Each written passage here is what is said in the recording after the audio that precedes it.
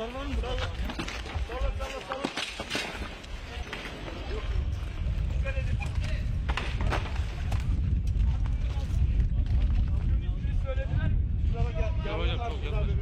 Cidden var mı? Abi sadece travma tahtaları şeyse ben bunu alıyorum. Sen onu al. Travma tahtaları al. Tahtasını aldım. Bunu arada yerleştir. Tamam.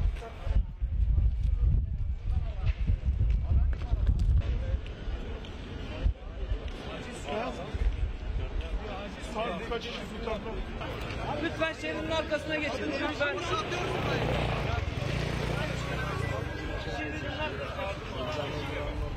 Yardımcı olun. Hadi biraz geriye lütfen yardımcı olun. Selim Sarı.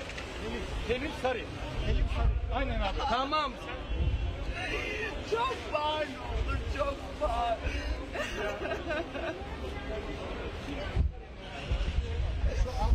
Nerede şu? Afak kim?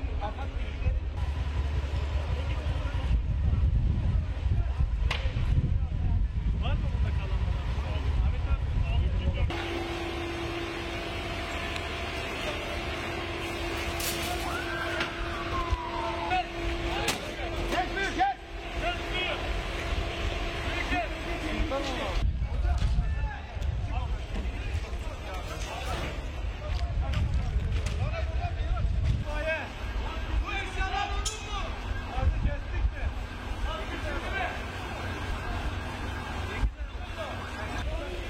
Ben Kızılay Kan Merkezi'nin oradayım. Tamam hadi görüşürüz. Abi var, bayan var burada, bayan. Drone'u mu kaldıralım? Tamam.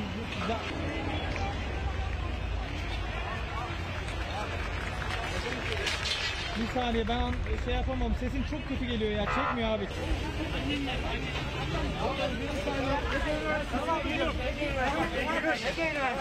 Birimiz gelsin mi burada?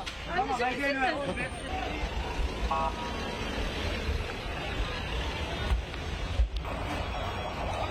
Şeyler yanmaya başladı ya.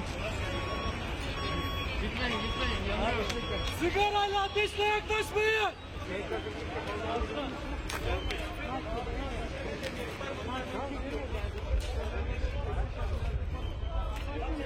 Buraya gelmiş olma ihtimali var, doğru mu? Evet. Tamam. Kaç yaşlarında dedin? 70 yaşlarında, saçını böyle tıraş etmişti, beyaz kapalı. Beyaz kapalı. Şöyle spor ayakları. Peki telefonla aramayı denediniz mi? Hangi telefonla evde bıraktım?